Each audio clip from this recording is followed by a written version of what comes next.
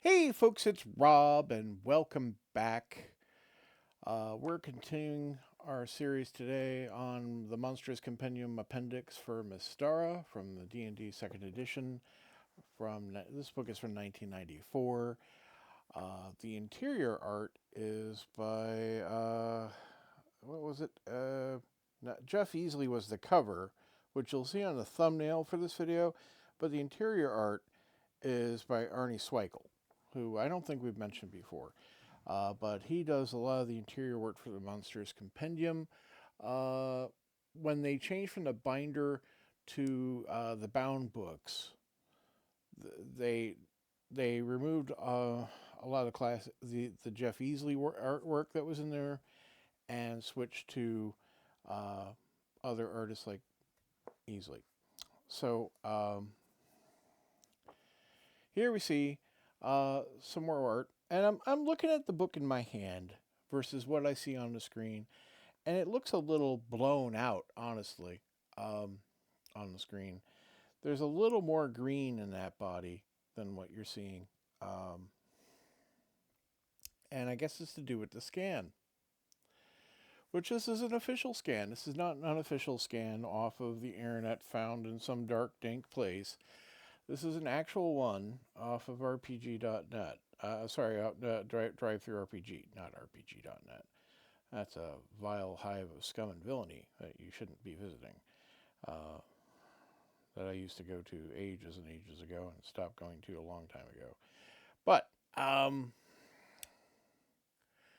let's carry on. You're not here for my patter. You're here for the monsters. And today on page 19 we have the choker, which, it's got these long, tenderly arms and legs with, looks like it could use a pedicure.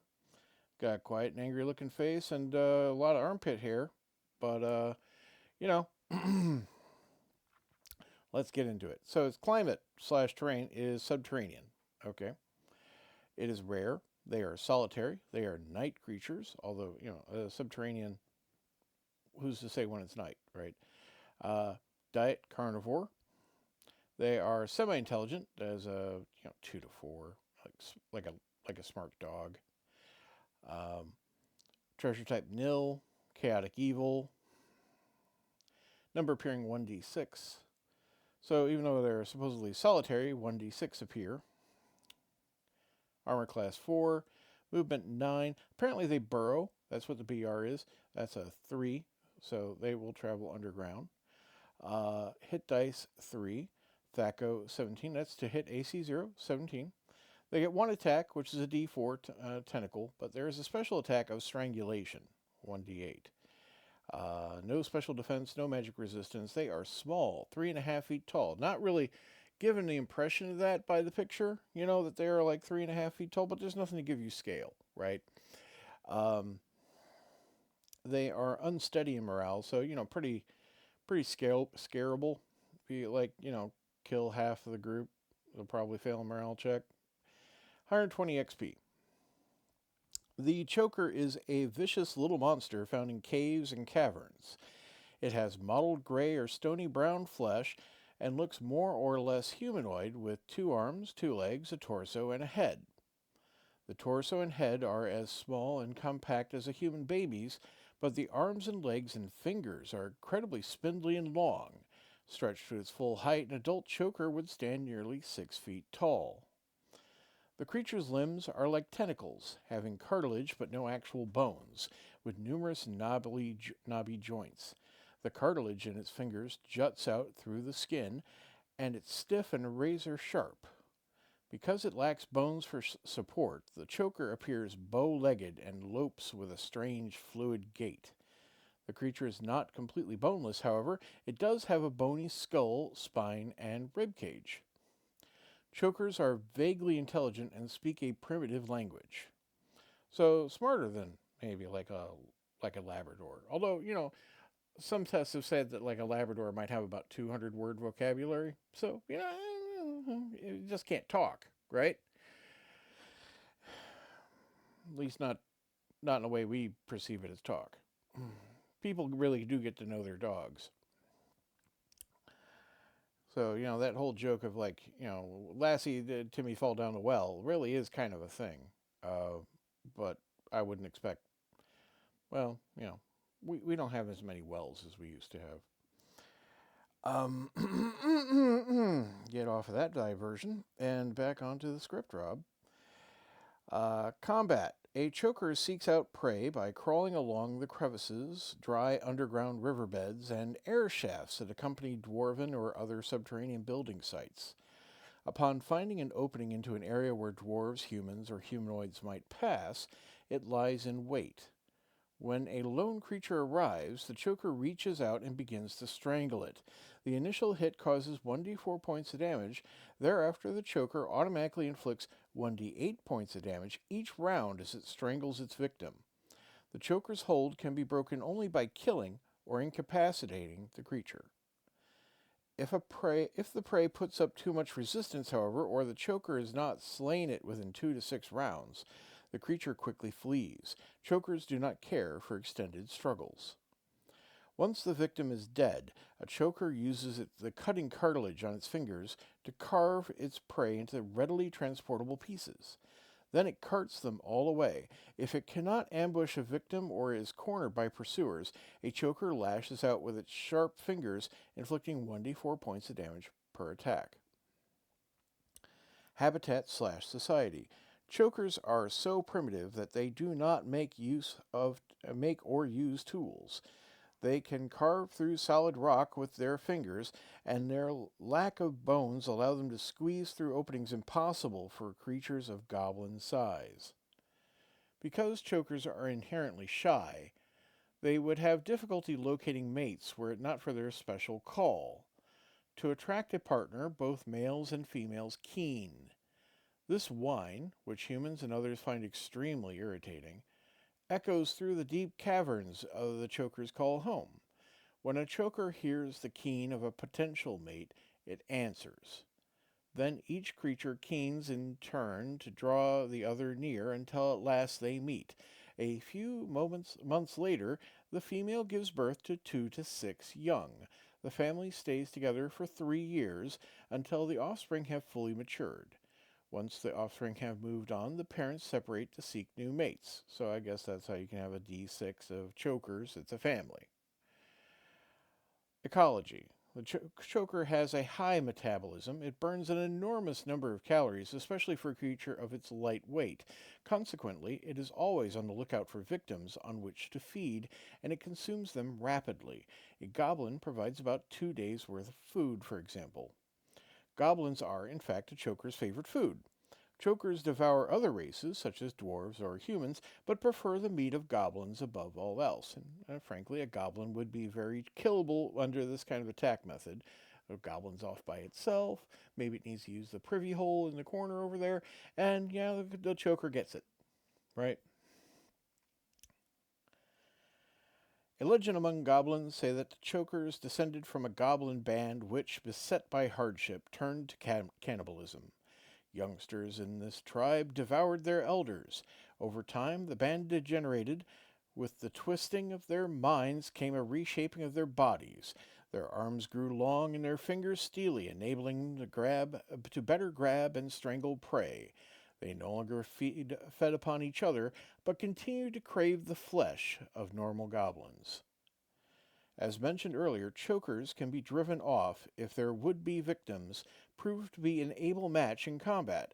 In areas infested with chokers, goblins and dwarves also take advantage of the choker's caution by making a lot of noise, pounding weapons on shields and the like to scare the chokers away. This tactic sometimes backfires, however, as the noise tends to attract other, more dangerous monsters. Yeah, goblins, depending on your setting, goblins are either kind of dumb or kind of crafty. Up to you, really. Uh, but they learn from their mistakes generally. I feel, at least the goblins I do. Um, let's move to the next page, page 20, and the next monster, the Coltpixy. And we have here a picture of Well, frankly, what looks like a four-winged pixie, blue skin, elf ears, four wings, riding on a tiny, well, we're given the impression of a tiny pony because of the mushroom and the grass. See, this gives us scale, right? Where previously the other thing is about 3.5 feet tall, we know this thing's probably small or the grass and mushroom are gigantic. So, we'll find out shortly, but we'll get started at the top here with Coltpixy is found in any climate or terrain. They are very rare. Again, they are solitary. Their activity cycle is any, and they are herbivorous for a diet. They are of low intelligence, just a 7, so it's, a little below average. Treasure, nil. Alignment, chaotic neutral. 1 appears. Armor class, 6. Movement, 90. Hit dice, 3. To hit AC 0 is 17. They get 2 attacks. Damage per attack is a d6 per hoof and a d6 for the other hoof. Special attacks, none. Special defenses, see below. No magic resistance. Size, T through L, that is tiny through large, 1 to 7 feet tall. Their morale is steady at 11, so kind of hard to break morale. And XP 120 again. The Coltpixy is an enchanted pony or horse distantly related to the unicorn. Adventurers who spy this rare creature usually find it in the service of important fairies, brownies, leprechauns, pixies, sprites, and other wee folk. To accommodate the size of their riders, Coltpixies can alter their own size from that of the largest horse to but a single hand high. A hand is about 4 inches. Just for those of you not familiar with horses. That is quite tiny. That's about the size of, a decent size. Smaller than, say, like Barbie's horse, from if you ever had that sister in your childhood. So really, we're talking about the horse here and not the pixie riding it. Okay? Going back to the picture.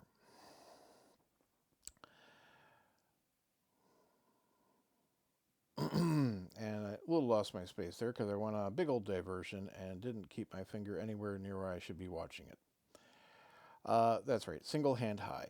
They also can change their coloration and frequently have gaudy manes and tails that complement their rider's attire. Oh, it just struck me that reminds me of My Little Pony. Yep.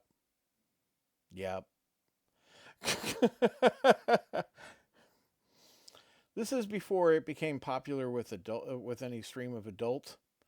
There was a My Little Pony run originally that my sister was into, way back in like the 70s, 80s.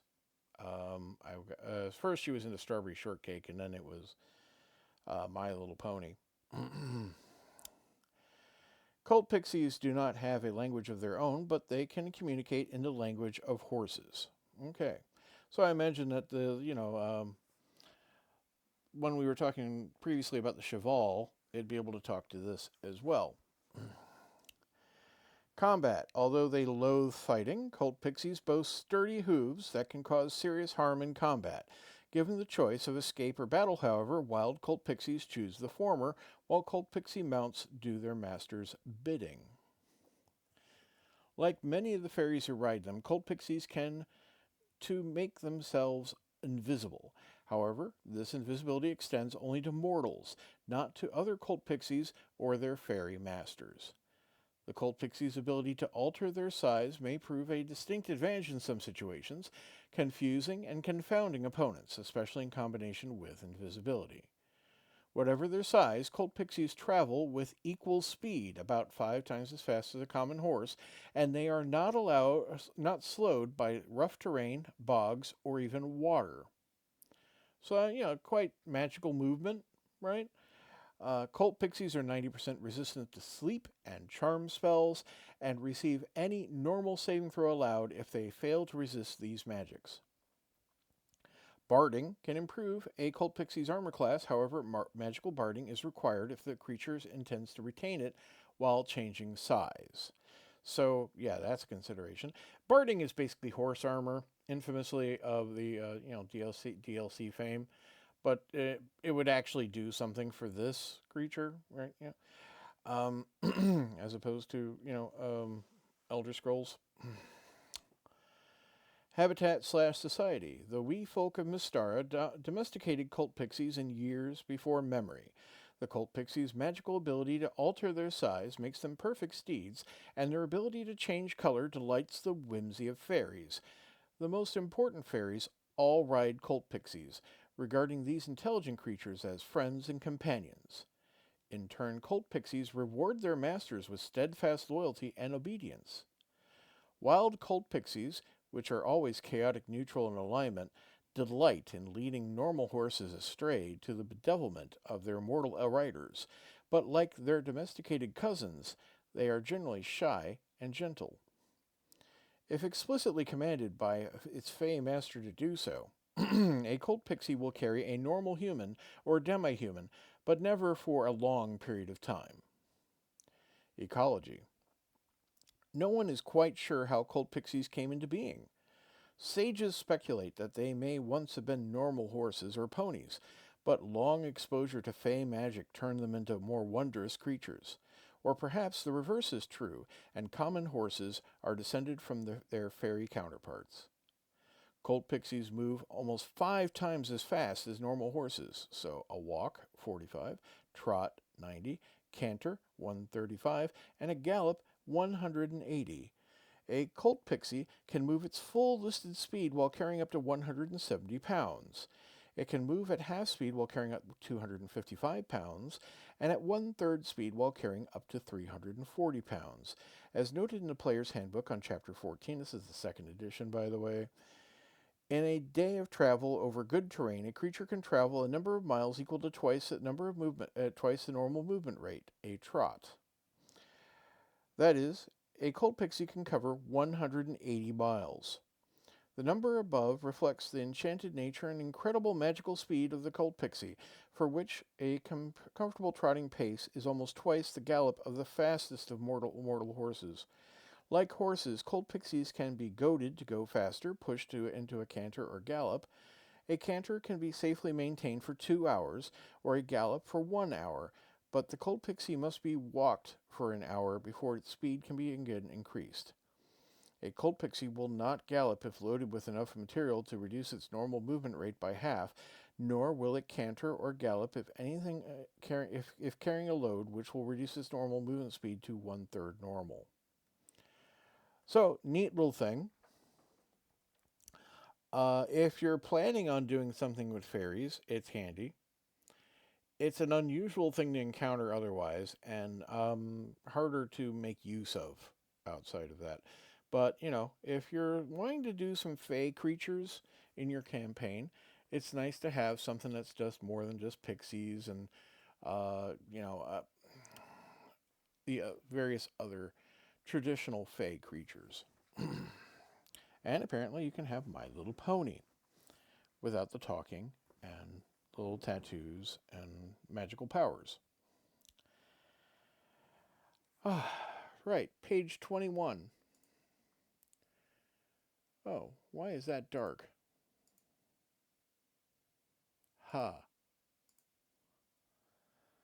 The page in the book is the same color as all the other pages. The next one is white. So again, this must be the original scan. Okay, well, Crone of Chaos on page 21. Somehow darker than usual. My viewer doesn't allow me to adjust the brightness, etc. So we're just going to put up with this while I continue to read from my original book. And I am now less pleased with my $5 PDF than it was. Crone of Chaos. Climate/terrain, any land. Frequency, very rare. Again, solitary in organization. Activity cycle at night. Their diet is carnivore, so they are carnivorous. They eat meat exclusively. Intelligence is high, 13 to 14. Treasure, type M, Z in their layer. Alignment, chaotic evil. One appears. There's no number, just one appearing. Armor class 7. Movement 12, so fairly quick. Hit dice 6. To hit AC 0 is 15. Number of attacks 2. The damage per attack is d6 for a claw and d6 for the other claw. Special attacks, animal control, magical daggers, and see below. Special defenses nil, magic resistance nil, size M medium, 5 foot tall. Their morale is elite, 13, so unless there's a penalty applied, they're not going to break morale. And their XP value is 650. We have a depiction of a, frankly, crone, a hag-type crone, which has vampire-type teeth, long, scraggly finger claws, some hunched back, bad skin condition, a lot of wrinkles, and, it'd be generous to call it mad scientist hair. Yeah. And no shoes. It is pink and green and yellow in the illustration, and kind of brown. The skin's brown. Not like, kind of like tanned brown, right? Let's get into it. A Crone of Chaos is very intelligent, evil-natured creature who uses deception to cause pain and suffering. A relative of hags, she is always female. Unless she is taken by surprise, the crone is always veiled by illusion, assuming the guise of a beautiful maiden. In her true form, a crone is wrinkled, leathery skin, sparse, wiry hair, long, crooked arms, sharp, tartar-encrusted fangs, and large hands with claw-like fingers. Dried blood of past victims is caked beneath her sharp nails.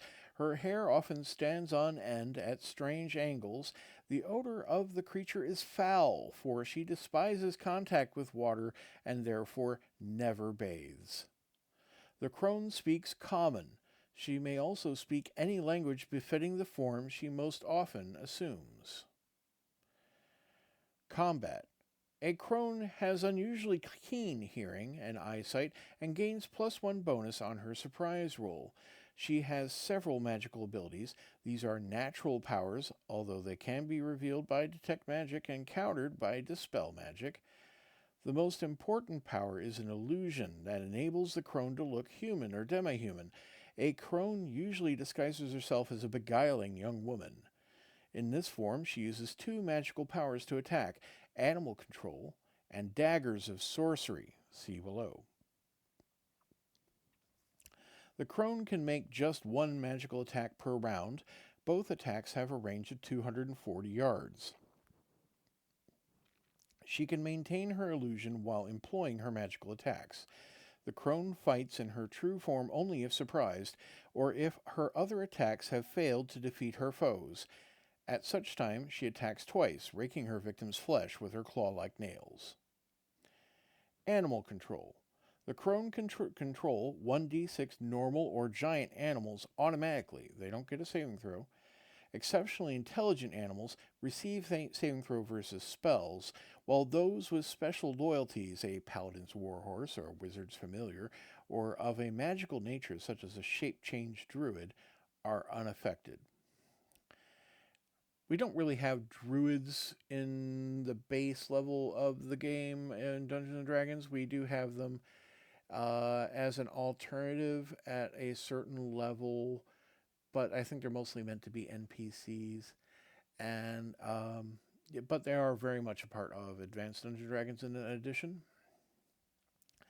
as are wizard familiars and paladins with warhorses. So, again, this is to feed to an edition of the game that is very different from the one we were reading previously in the others in my previous series.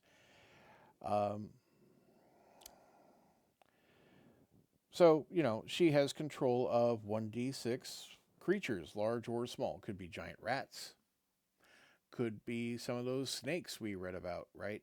Um, they're giant spiders.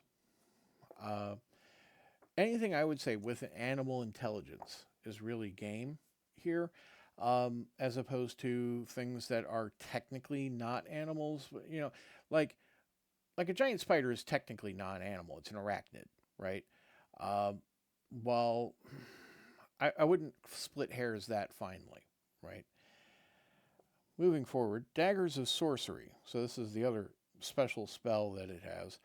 This attack creates 1d6 ghostly white daggers that appear in midair and attack. Each dagger attacks a different target and fights until either the dagger is destroyed or the victim is killed. The crone controls the movement of the daggers and can make each one follow the target as it moves. The daggers can be attacked as if they were living creatures. AC 2, 1 hit die. They have 1 hit point, 1 attack for a d4.